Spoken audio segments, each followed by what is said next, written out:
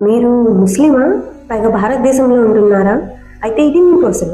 హఠాత్తుగా ఎవరైనా మీ దగ్గరికి వచ్చి అల్లా ఎవరు అని అడిగితే మీరేం చెప్తారు? మన దగ్గర ఎటువంటి చిత్ర ఆధారాలు కానీ లేవు కదా, మా అల్లా ఇలా ఉంటాడు అలా ఉంటాడు అని చూపించడానికి. కానీ మీకు తెలుసా, ఖురాన్లో ఇలాంటి ఒక ఆయాత్ ఉంది. అది అల్లా యొక్క సర్వ సుగుణాలను తెలియజెప్తుంది.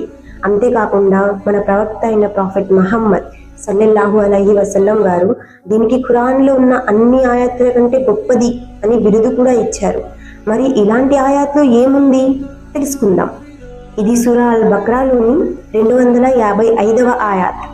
దాని అర్థం తెలుగులో ఇలా ఉంటుంది: అల్లా కంటే ఆరాధించడానికి ఎవరు అర్హులు కారు, ఎందుకంటే ఆయన ఎప్పటికీ సజీవుడు, సమస్త లోకాన్ని నిలబెట్టేవాడు.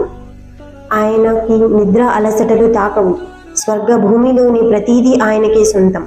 ఆయన అనుమతి లేకుండా ఆయన వద్ద ఎవరు సిఫార్సు కూడా చేయలేరు. ఆయనకి మాత్రమే తెలుసు వారి ముందు ఏమున్నది, వారి వెనుక ఏమున్నదో. ఆయన జ్ఞానంలో నుంచి వారికి తెలియజేసేది ఆయన అనుమతించినంత వరకు మాత్రమే. ఆయన సింహాసనం స్వర్గ మరియు భూమిని ఆవరించి ఉంటుంది. స్వర్గ భూములను కాపాడటం ఆయనకు భారం కాదు. పరమోత్తముడు, మహా గొప్పవారు, సర్వగుణ సంపన్నుడు. ఇదండి అల్లా గురించి చిన్న సమాచారం. మరెన్నో మంచి వీడియోలతో మీ ముందు ఉంటాం. నచ్చితే సబ్స్క్రైబ్ చేయండి. అంతవరకు ఫీ అమానిల్లాహ్.